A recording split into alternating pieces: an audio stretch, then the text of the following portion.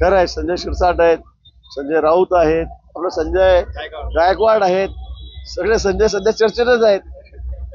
काय बोलावं आता आम्ही? आपल्या महायुतीचे जे घटक आहेत, बाकी दोन संजय आपल्या महायुतीचे घटक आहेत, काही समज देणार त्यांना? नाही, गायकवाडांना तर समज शिंदे साहेबांनी दिलेलीच आहे. अतिशय चुकीचं आहे, त्याचं समर्थन कोणी करू शकत नाही.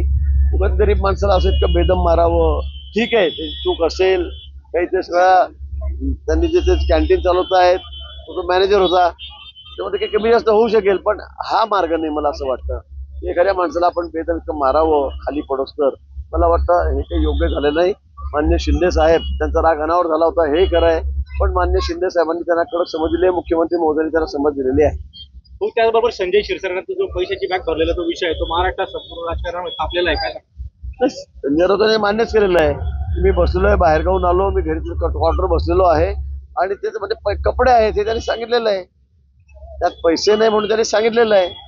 आता कोणी काही संजय राऊत उठून रोज काहीतरी सांगत राहतील, काहीतरी मॉपिंग करत राहतील, त्याला कोण थांबवू शकतं?